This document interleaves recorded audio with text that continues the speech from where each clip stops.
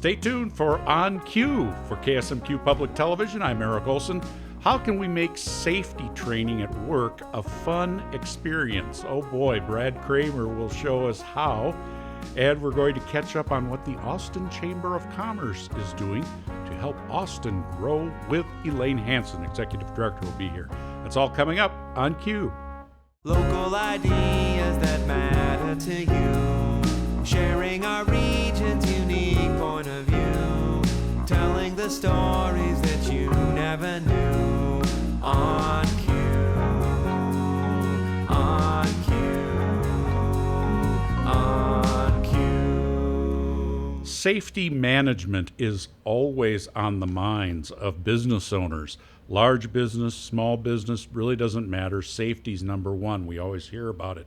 Safety trainer from Provenio Consulting in Albert Lea, Brad Kramer, joins us now. Welcome, Brad. Hi, Eric. I'm glad to be here. Yeah, you work with companies about safety. How did you get started in this line of work?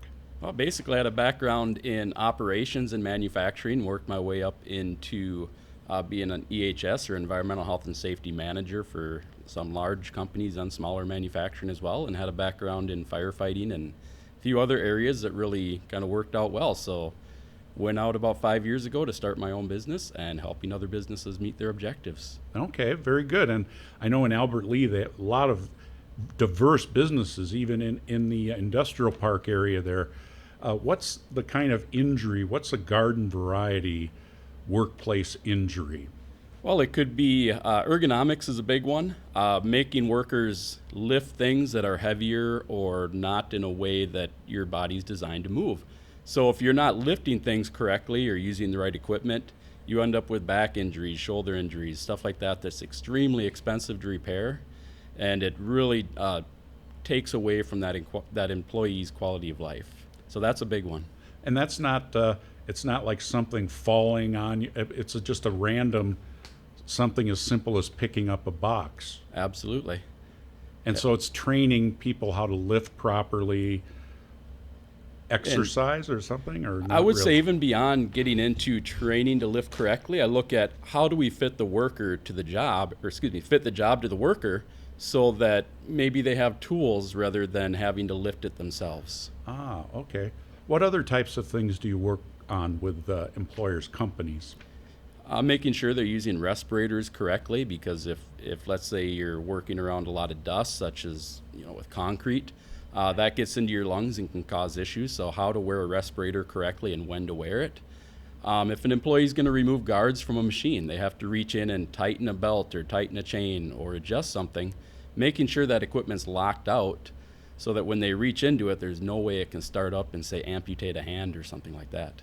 How do you reach out to a business now that you create a product, you manufacture a product, you would think, I know how to do this. Okay, I run my company, I know how to do it safely, but maybe they're not doing it safely, or they could use different ideas. How do you get into the mind of that owner to say, hey, sir or ma'am, maybe you ought to think about doing it differently? Absolutely. Because I come from more of a background of having done it, I understand that when business owners are trying to bring in a new machine or build out a process, that you usually have a pretty instinctive way to do it. But how to teach your employees to do it safely, developing that procedure so everybody's not just doing it their own way in a way that's going to get them injured, that's a big challenge. So how can we make your business more efficient is the way I actually go about it with a business owner typically.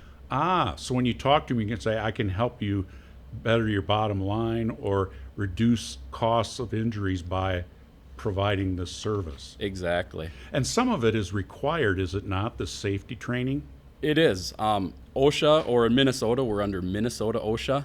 A lot of regulations that they're very deep and complex. I try and avoid pushing regulations onto businesses and rather show them the right way to do things.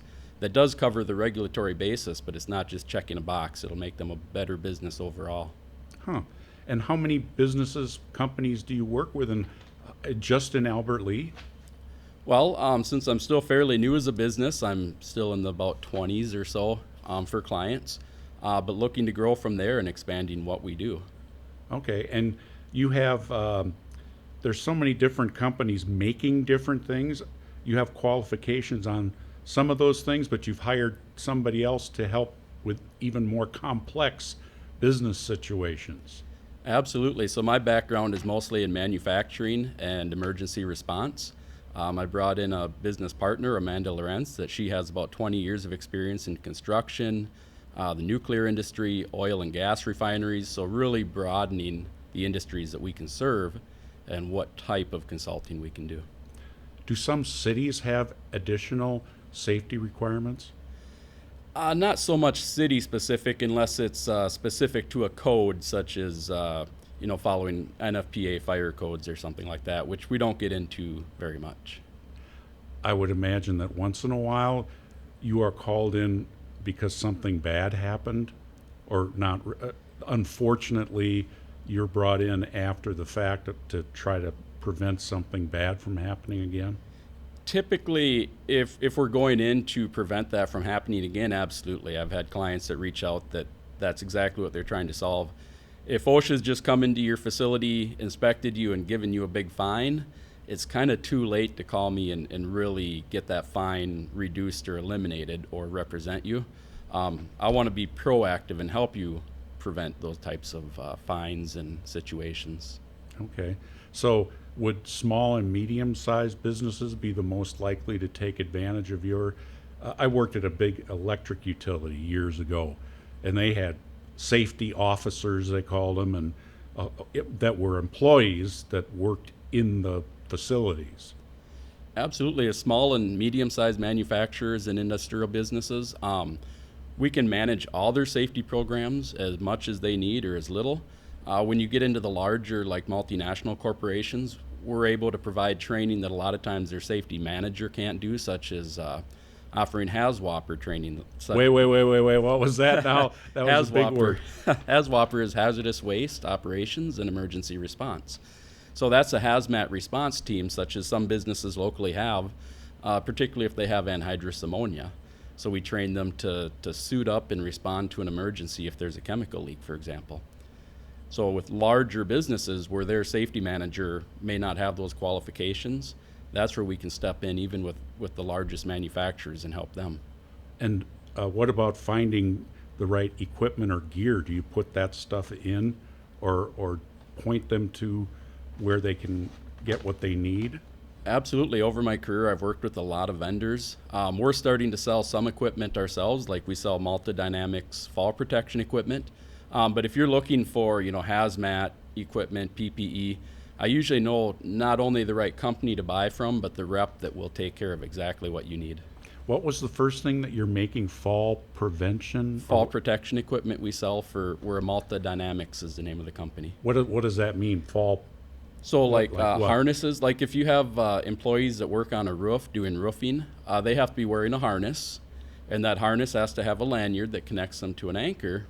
And then you have to have an anchor that's going to hold their weight if they fall over the side of the building, because when you fall, when that anchor catches you, there's about 10 times your body weight on it. So if you weigh, 200 pounds, there's easily 2,000 pounds of force on that anchor. So if you just tie off to, let's say, a pipe, you're going to keep falling, and that pipe is now going to break and probably come down on your head. So making sure you have the right equipment, not just the right procedures. And that's where the fall protection equipment comes in. Oh my gosh. Yep. What are some of those other things that people might not be thinking about as far as safety, even around the house?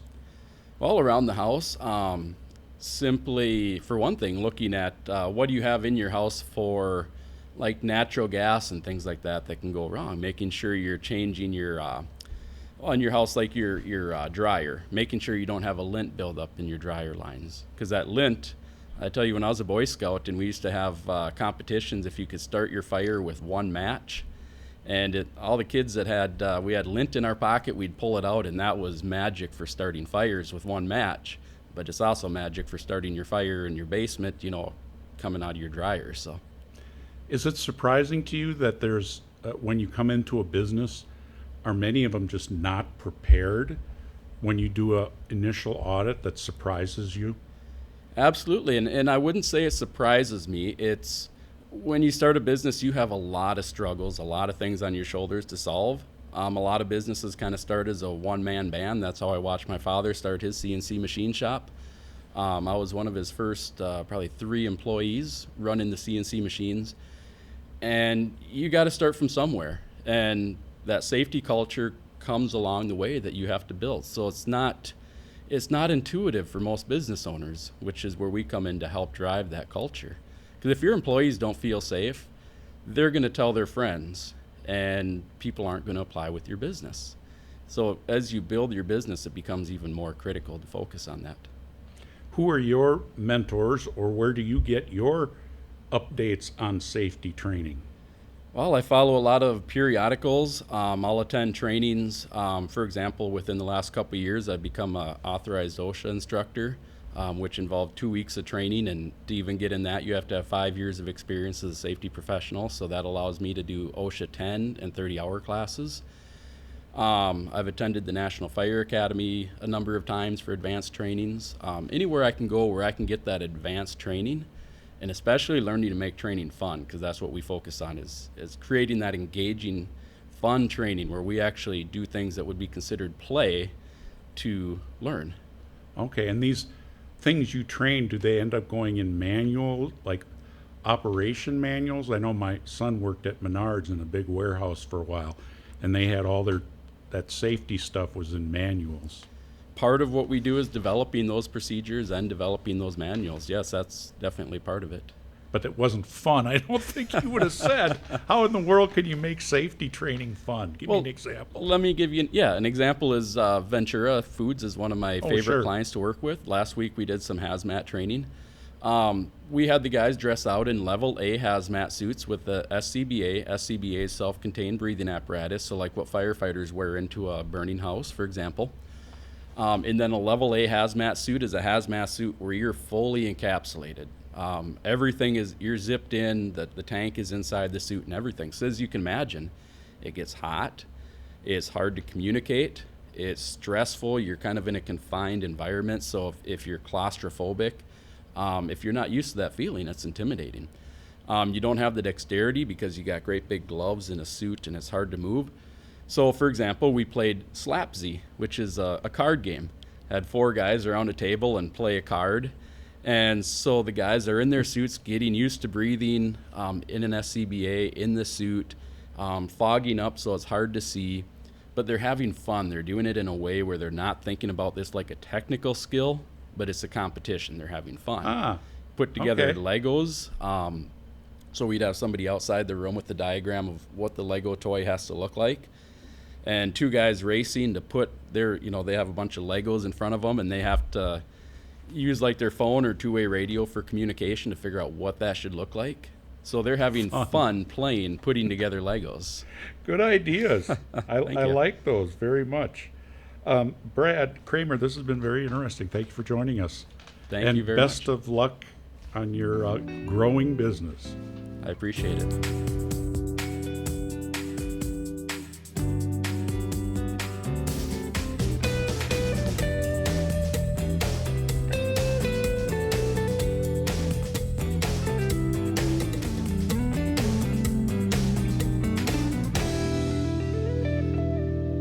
The Austin Area Chamber of Commerce helps the businesses in the Austin area as their needs arise, but they do much more than that. Here today with us is the president of the Austin Area Chamber of Commerce, Elaine Hansen. Welcome. Well, hi. Elaine. Hi. We know about chambers from business after hours you hear about, not just in Austin, but elsewhere, Chamber of Commerce. What are some other things that chambers do besides those profile events like, the parades, 4th of July parade, and so on? What other things do chambers do? Well, our mission is to build, promote, and advocate for business in the Austin area. And our membership includes people as far away as Winona, Owatonna, a few in northern Iowa, Albert Lee, and other communities as well as Austin. And a lot of people aren't aware of the advocacy work that we do, which is a major part of the work of a Chamber of Commerce. And that's representing business needs in working with elected officials at the city, county, state, and federal level. So when big issues come up, we want, number one, to make our members aware of what's going on and look for their support and idea and concerns and take those forward then to the elected officials. Are you able to share an actual example, a real Sure. world example of how that Absolutely. works? Absolutely. This year, one of the big ones was here in the state of Minnesota, working to encourage the legislators to get the unemployment tax replenished, that fund replenished, because it was completely wiped out because of COVID. And then we borrowed money from the federal government to continue to make unemployment benefits available to employees who were laid off or whatever due to COVID.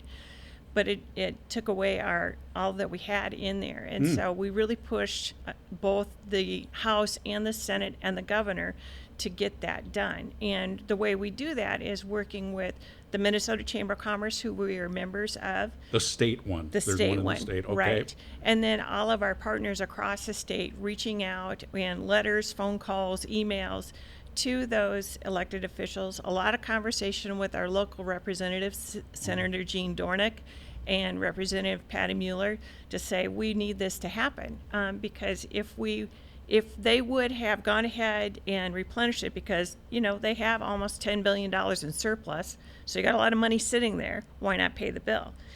If they would have paid it by March 15th, we would have avoided any interest payments back to the federal government. But they didn't get it done till the end of April. So unfortunately, we paid $12 million back to the federal government in interest payments when we had that surplus. So it was a really hard thing. And we tried to make sure our members were aware of what was going on and how it would impact them, because if they had not got that replenishment done at all, businesses would have been facing a double-digit increase in their unemployment taxes, which as a business, then you look at, am I going to lay somebody else? Am I going to be able to hire somebody? What's that going to mean? It was a really difficult situation. Wow. And a fortunately, balancing act. yeah. Oh, go ahead. And so fortunately, they did get it done, but not till the end of April. So again, we had to pay out that $12 million in interest, which could have gone to a lot of other programs and projects in the state of Minnesota. But so much it's done. But the other part is that DEED had already billed businesses for their unemployment tax.